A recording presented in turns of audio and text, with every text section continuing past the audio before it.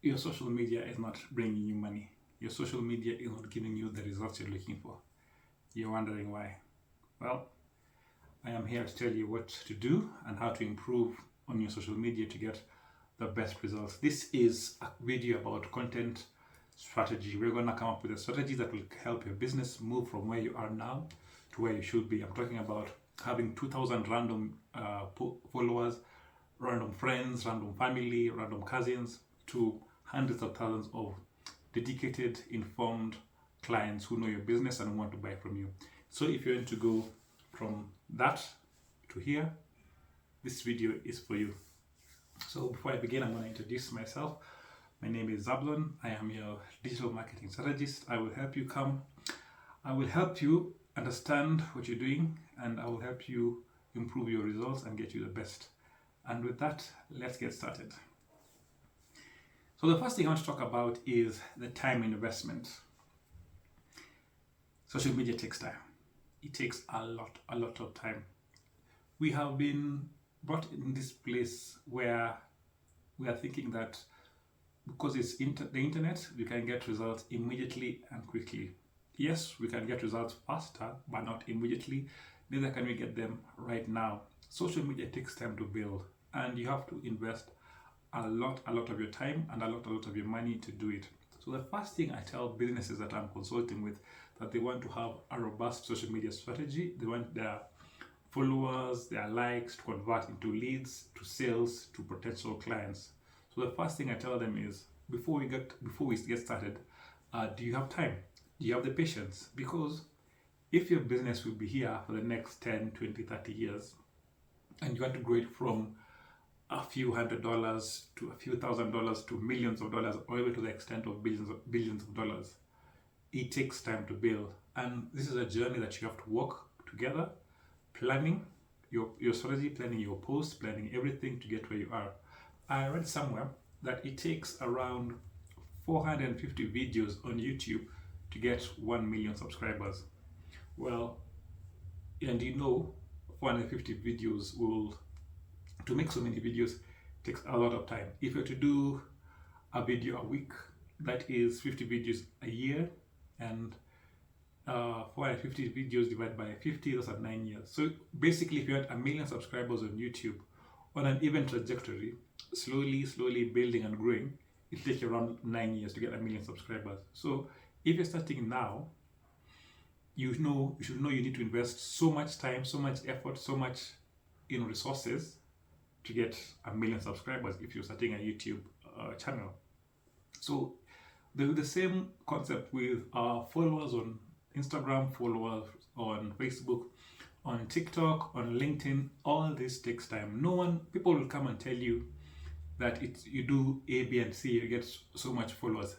Yes, it works, but what they will not tell you, it takes a time investment. Recently, I watched a video on LinkedIn that said, for you to go to 100,000 to 200,000 followers, it takes you roughly 9 months to a year of constant posting and following his strategy. And I love the fact that he mentioned 9 months. Most people, when they hear the 9 months bit, they back that go like, I'm not seeing myself committing to doing 9 months. Because you're thinking about posting every day, you're thinking about content every day, and it looks and feels very overwhelming. But the solution to that is very simple. Instead of thinking of 9 months, or instead of thinking of 9 years, think of today. Just come up with content for today, come up with content for this week, and forget about next week. Do your best for today, and you keep adding and adding, you'll realize you'll have a library of content. You realize you have a group of followers, a group of subscribers after some period of time. So that's one thing that you have to pay attention to, is the time investment. Secondly, the thing I'd like guys to realize is the fear that you have for posting, the fear is in your head. I can give you my example. It took me forever to start recording videos. I had this fear, this phobia that how will I come out, how will I sound like, what will my friends think? And by the way, all that doesn't matter. I did get better talking on camera. I did become more confident in front of the camera. A few of my friends found my videos, they made fun of me, but at the end of the day, it only doesn't matter. And with the time investment, the more you do it, the more you create, the better you become. You learn new things along the way. You learn how to edit better. You learn how to post better. You learn how to change things better. You learn to do what you need to do better. Watch how you started from day one and how you are after 6 months or how you are after a year. You'll be a completely different animal. You'll have learned and you'll have grown. And then secondly, there's a multiplier effect. It's not a straight line on how you grow. With social media, it's exponential.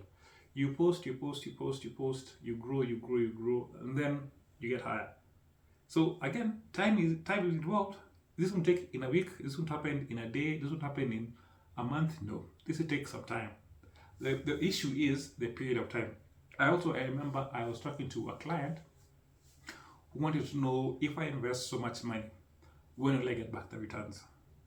So they know it needs time, but they want to know how long it'll take. Sometimes it's not easy to predict to a T, to go like in 2 months or 3 months you'll get so many visitors, so many views, so much engagement.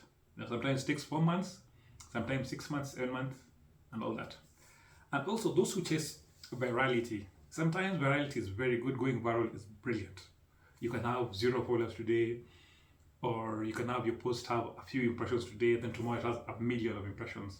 That is cool. But then after that, what happens next? You realize the internet will have forgotten you, or will have moved away from you, or your next post don't reach as high as a few thousands or a few millions. So forget about virality, just grow consistently and steadily. And also, a thing that you should consider when it comes to the long-term commitment is the cost considerations. Obviously, if you're going to be making content, you're going to have a cost. You're going to need to pay, if you have the money, an editor. You may need to pay a graphics designer. You may need to pay a photographer for your period of time, right? So for this to happen, you'll have to set a budget aside. For the next 9 months, I'm going to pay A, B, C, D, E, F, so that I have enough funds for all that takes care of all these things to ensure that I'm providing great and quality content. And lastly, for this point about mindset, the best way to create content during the period of time is having the right mindset in terms of speaking from your opinion, speaking from your experience, speaking from what you have said. I would like to say I can show you how to grow from 0 to 1 million or follow my strategies, but that will be dishonest because I don't have 1 million followers yet. But I can tell you how I've grown a business from 0 to 100,000 because I have done that and I have proof to show that I have grown businesses that way. Let's have a conversation about content maturity. There are 2 things that are really hard to get off the ground, really hard. As a business, you're thinking of what should I post? What should I post? You're wondering how will my media or my content come out? So there's this fear that it might not be good enough, especially if you see what your competition is doing. If you look at what other guys are doing, their videos are crisp, the content is really well designed, they have exceptional graphics designers in the team, and here you are by yourself or with a small team, or you're not able to afford that kind of quality content. So posting whatever you have in the beginning is very important. Your first post is normally hard, but it gets you there.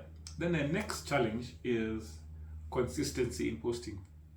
You can have your own cycle. You can do daily posts, you can do weekly posts, you can do bi-weekly posts on your social media.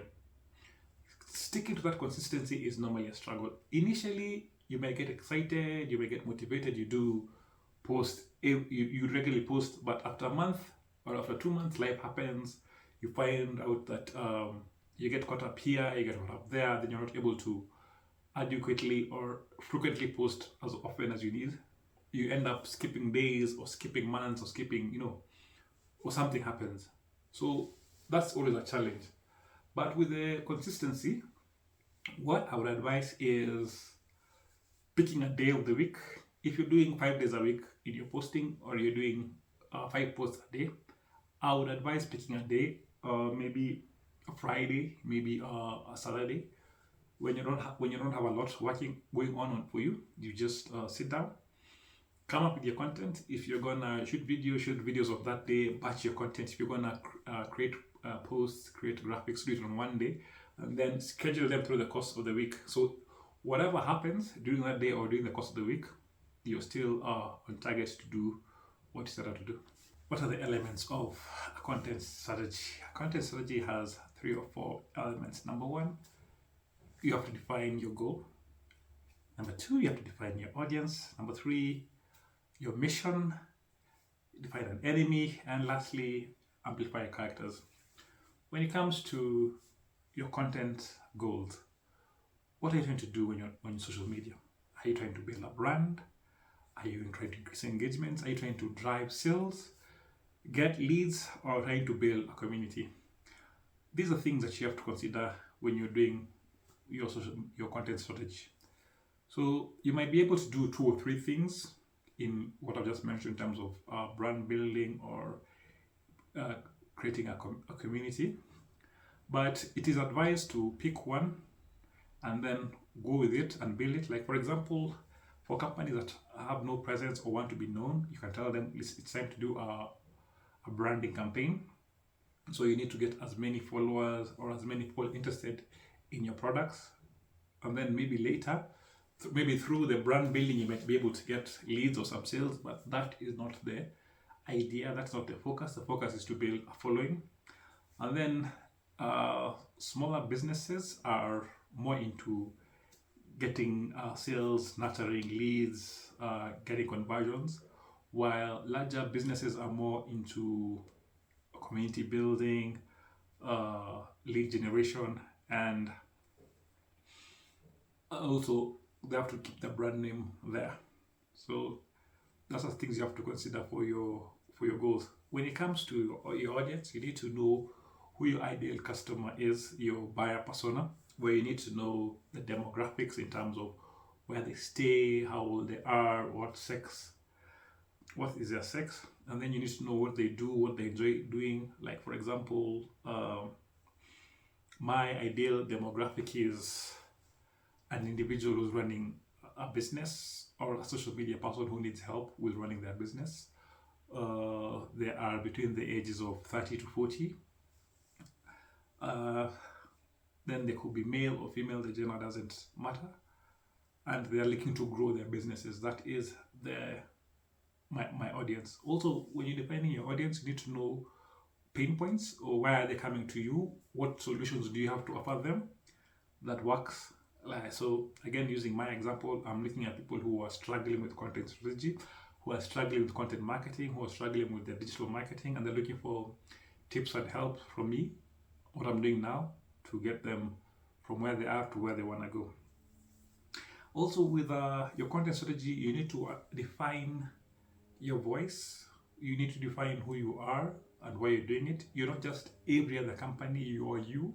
You're this business. You're this brand that is growing, and you want people to associate you in some kind of way. Like, think about how people approach Apple versus how people approach Samsung. I think about how people approach Red Bull, and they're feeling the emotion they evoke. That's all about brand voice, brand tone, what the company stands for, and that's something you need to let it come across clearly and cleverly through your social media content or your content strategy. And when I mentioned earlier, identify an enemy, this helps to build a community and make you guys closer. When you have one common enemy, you'll see it very often in the news when they are trying to do something, it's us against them. They know what they're doing by doing that. It's divisive, yes, but also makes people more connected, more loyal to one. Like, if there's, for example, a politician wants to pass one bill versus the other, it goes like, I'm trying to do this for my people, for my community, versus this guy is wanting to do it against us, we're trying to pit against us and fight us. A very good example is how Samsung and Apple fight each other. Recently, Apple had a keynote where they talked about their new phones, iPhone 17 Pro, and Samsung on Twitter was like using the hashtag I can't, just poking holes and making fun of the other side. It makes people, Samsung fans feel, engaged and part of the rivalry. And lastly, in your content strategy, you need to amplify your characters. Characters in these situations are you, your team, people you serve, your competition. You want to talk about what made you do who you are, why you're in this business. You want to talk about the CEO, you want to talk about the marketing team, you want to talk about the admin team. So guys get to understand you better, guys get to know you, and guys get to relate with you better. It's inadvisable to be everywhere because every platform doesn't serve you well. There's plenty of things right now. There are meta properties, Facebook, Instagram, WhatsApp, there is TikTok, there is LinkedIn, there is YouTube. Can you be everywhere and anywhere? I also forgot to mention X, formerly Twitter. Can you be everywhere and anywhere? No. You don't have the resources, you don't have the bandwidth to do everything at once. So you are advised to pick one or two or three that you feel that align to your strategy, which will do well for your business, and work with them. And when you're coming up with content, it is also it's wise to do come up with long form content, like a 20-minute video or a long blog post, and then from there you can fashion or make content work for different platforms. Like for example, if you have a video that is 20 minutes, you can break it down to reels, stories, to shorts on various platforms, TikTok, meta properties, Instagram stories, Facebook stories, Instagram reels, all of that. So start with one big chunk of content that you can break down with your highlight and your points that you can use across your multiple channels. That's if you're going to go through, use multiple channels. When you're creating content, here are things that you would think about. You want to move from volume to quality. You want to move from quantity to quality. You don't release or create so much content just for the sake of creating content. No, you want to create content that resonates and clicks with your audience. You want to create content that addresses people's needs. You want to create content that moves them across the sales cycle. You want to come up with content that eventually makes people buy. You want to create content that show them that you know what you're talking about, that you're an expert, you're known. You want to come up with content that is good, that people can apply in their business and share. The other day I was giving a talk and I suggested that the importance of owning your media. You can have a YouTube channel today, tomorrow it goes. You can have a Facebook page today and tomorrow it goes. For whatever reason, you might say something wrong and then you get cancelled, and then there goes your platform. A very good example is what I read this morning. Jimmy Kimmel spoke about the shooting of an individual in the US, and boom, he's been fired, or his show has been cancelled. So you need to own your audience. And how do you own your audience? Get your numbers, get your emails, so that even if this platform takes you away from them, you're able to communicate with them through email marketing and through WhatsApp marketing if it's available in your market. Well, another thing is when you're talking through your content or the posts that you come up with, don't just talk about your posts, or don't talk about from how do I put it? Don't talk about it from academic point of view, like 1 + 1 is 2. Talk about your experience using your advice.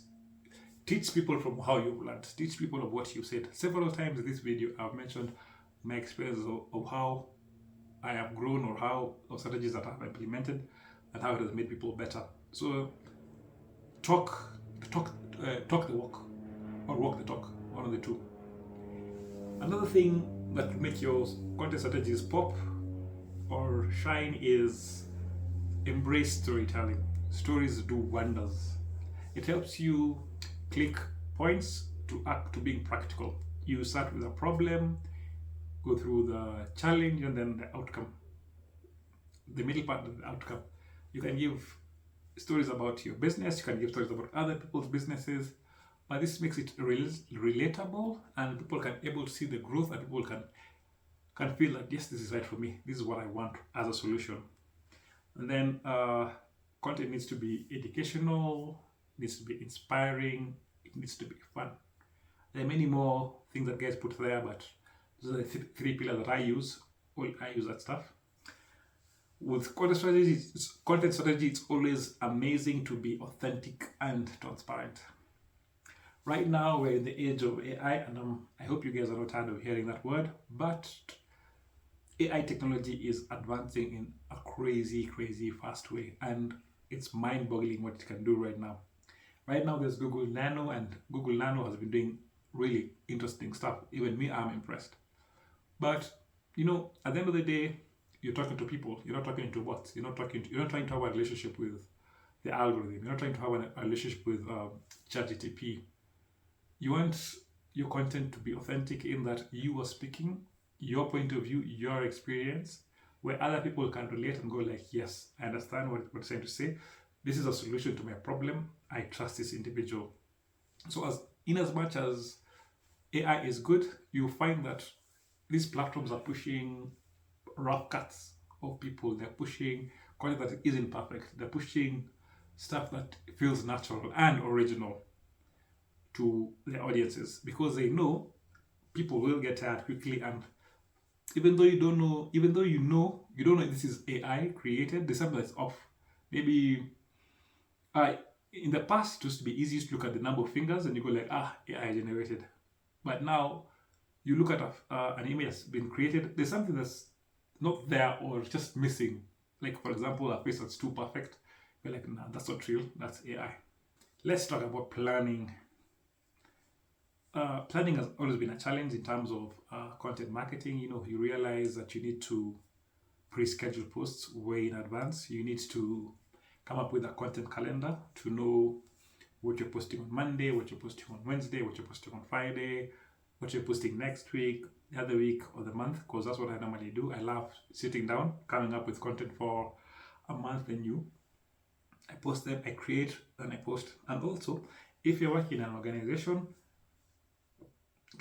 there are plenty of hands that your content might need to pass through. It might need to be approved by your social media director, might need to be approved by marketing, might need to be approved by lawyers, depending how large your organization is.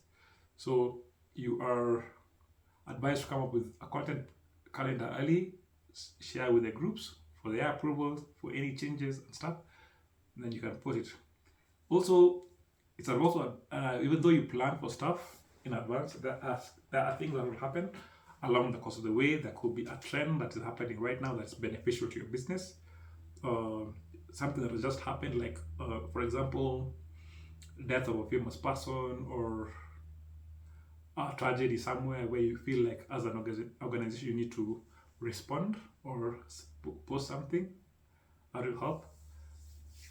And then when you're planning in advance, you can learn how to you can review your content and see how to make it better when you're watching it, when you're not under the time pressures of posting today, and see how it looks like. When you have your scheduled posts way early in advance, and then you see what's happening there, you go like, okay, this is a good post, not a bad post. We are going to talk about measurement in terms of analysis, refinement. You want to see how your content is performing. You're going to look at sales, you're going to look at leads, you're going to look at engagements, comments, likes, shares. You're going to look at how your audience is responding to this. So when you see that something is working, lean onto that direction. Like if you feel like you're coming up with listicles and listicles are working well, lean heavily on that. Look at stuff that's not working and then I'll avoid that. Also think about content formats. You can have static posts versus videos versus short form videos in terms of reels, stories. How is it working out? Is it doing well? Is it resonating with people? Should you lean more on this? There are also Infographics, how are they working out? Is it doing well, doing what? Maybe change a bit, variate. Think about user generated content. Do you need your clients or your testimonials to speak more than you do, and how that will work? And then in terms of analysis, you should always consider algorithm changes. Just recently in August 13, there was a huge change with the YouTube algorithm. Many YouTube users are not users, YouTube content creators are complaining that they're getting fewer views, they're getting less views, their channel is not performing as well as it could. So this is something you should also consider. Maybe that's affecting the performance of your post, performance of your media and everything. And then lastly, being honest with yourself. Is your post performing as well as it should, or can it do better? Do you need outside help to make your stuff pop out? Do you need an editor? Do you need a graphics designer to help you grow? This stuff you have to consider in terms of your content strategy. Well, I hope those 6-7 points have been good for you guys. I hope you've learned a thing or two from me. What I'll ask is, it does take some time to come up with this content, to like, subscribe, the all hula and ring the bell button. And I will see you guys later and get out of here. I have more content on this and that, so follow this.